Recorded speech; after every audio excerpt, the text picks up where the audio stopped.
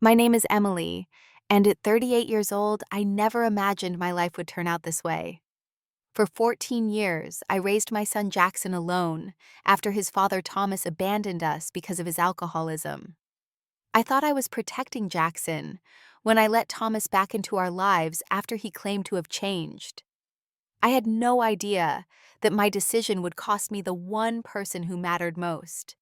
Before I share how my son's bedroom became just another empty space in this house, let me know where you're watching from and hit that like and subscribe button if you've ever believed someone deserved a second chance. I grew up in a small suburb outside Minneapolis, Minnesota, where life moved at a predictable pace. The neighborhoods were lined with similar looking houses, and everyone seemed to follow the same life pattern: graduate high school, maybe attend community college, get married, and start a family. I was no different. I met Thomas during my junior year of high school, when he transferred from another district. He was charismatic with a confident smile and an easy laugh that made everyone want to be around him. We started dating almost immediately. Thomas was everything I thought I wanted back then. He played baseball, drove a hand-me-down truck that we'd cruise around in during summer evenings, and had big dreams about starting his own business someday. My parents were cautiously supportive, always reminding me that high school relationships rarely lasted. But we proved them wrong, or so I thought. After graduation, Thomas took a job in construction, while I started classes at the local community college. We got married when I was 22, in a small ceremony at my parents' church. Looking back now, there were warning signs even then that I chose to ignore. At our wedding reception, Thomas disappeared for nearly an hour. When he returned, his eyes were glassy and he smelled of whiskey. I told myself he was just celebrating that it was normal to drink at your own wedding. The first 2 years of marriage were a mix of beautiful moments and concerning patterns. Thomas would work hard during the week, but weekends often involved heavy drinking with his friends. Sometimes he'd come home happy and affectionate. Other times he'd be moody and distant. I learned to gauge his mood by the sound of his keys in the door tensing up when I heard them jangling too loudly or dropping on the floor. When I found out I was pregnant with Jackson, I was 24. I genuinely believed a baby would change things. For a while, it seemed like it had. Thomas cut back on his drinking, was home more often, and seemed truly excited about becoming a father. The night Jackson was born, I saw Thomas cry for the first time as he held our son. That memory still catches in my throat sometimes. Jackson was almost a year old when the trouble really began. Thomas was laid off from his construction job after showing up late too many times. Money became tight. The stress mounted. His drinking, which had decreased during my pregnancy, came roaring back worse than before. He'd disappear for hours, sometimes an entire weekend, returning with elaborate excuses and empty promises to do better. By the time Jackson was 7, our home had become a battlefield of tension and unpredictability. Thomas would go through cycles, drinking heavily, promising to stop, staying sober for a few weeks, then starting the cycle all over again. Jackson learned to make himself scarce when his father had been drinking. He'd quietly play in his room or ask to go to a friend's house. Even at that young age, he was developing survival skills no child should need. The night Thomas left us happened after one of the worst arguments we'd ever had. Jackson was in bed, or at least I thought he was. Thomas had come home drunk after being gone all day. I confronted him about the empty bank account. We needed groceries, and Jackson's school was asking for money for a field trip. Thomas exploded, accusing me of nagging him, of not supporting him through his tough time. When I threatened to leave if he didn't get help, he laughed in my face. "You'll never leave," he sneered. "You've got nowhere to go and no money to get there."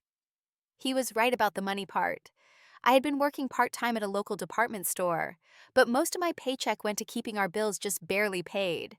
What Thomas didn't understand was that I had reached my breaking point. For Jackson's sake, I couldn't continue living this way. Before I could respond, Thomas grabbed his keys and stormed out. The last thing I heard was the screech of tires as he drove away, clearly too drunk to be behind the wheel. I collapsed on the kitchen floor, sobbing quietly so Jackson wouldn't hear me. What I didn't know then was that Jackson had witnessed the entire fight from the hallway. Years later, he would tell me how terrified he'd been, how he thought his father might hurt me. That night, though, he crept back to bed without me knowing, carrying a burden no 7-year-old should have to bear. I expected Thomas to return the next day hungover and apologetic, as he had done countless times before. But days turned into weeks, and weeks into months. No calls, no texts, no child support. He had simply vanished from our lives. The first year alone was the hardest. I had to find full-time work quickly, landing a position as an administrative assistant at an accounting firm. The hours were long and the pay was barely enough, but they offered health insurance for Jackson and me.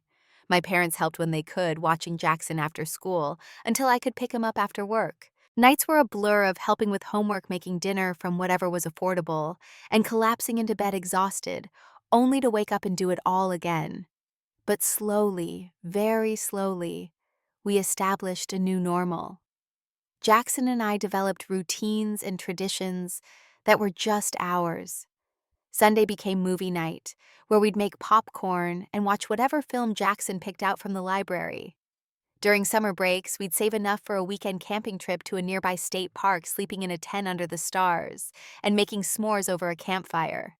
After 3 years of working at the accounting firm, I decided to go back to school at night to get my own accounting degree. It meant even less time at home, with Jackson spending more evenings with my parents, but I knew it would lead to better opportunities for both of us. Jackson never complained. In fact, he seemed to understand even at 10 years old that I was doing this for our future. As the years passed, the pain of Thomas's abandonment faded into the background of our lives. We rarely spoke of him. When Jackson did ask questions, I tried to be honest without bitterness. "Your dad has problems with alcohol that make it hard for him to be a good father," I would explain. "It's not your fault. It's never been your fault." Jackson grew into a quiet, thoughtful teenager who excelled in school. He joined the debate team in high school and discovered a passion for political science. I watched with immense pride as he worked hard for scholarships and eventually was accepted to a university 4 hours away. The day we packed up my old sedan with his belongings for his freshman year, I felt both heartbroken and triumphant. We had made it despite everything. Our bond had been forged through hardship, making it unbreakable, or so I believed. We talked or texted almost every day during his first year at college. He'd come home for weekends when he could, and I'd occasionally drive up to visit him on campus. We were more than mother and son. We were a team survivors who had built a good life together through sheer determination. I never imagined anything could come between us.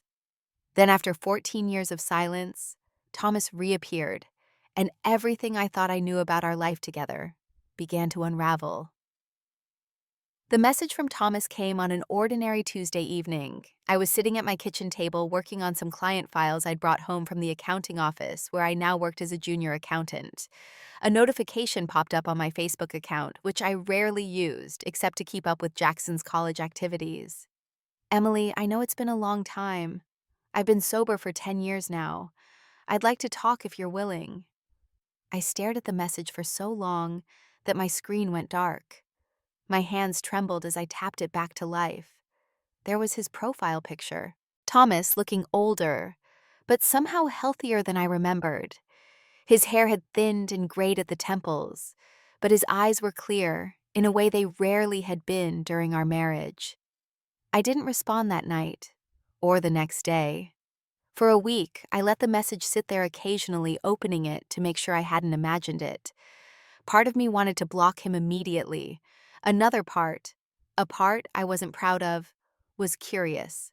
Finally, I wrote back, "Why now, after 14 years?" His response came within minutes, as if he'd been waiting by his computer. "I've been working the steps. Making amends is part of recovery. I understand if you don't want to meet, but I'd like the chance to apologize in person. Just cough."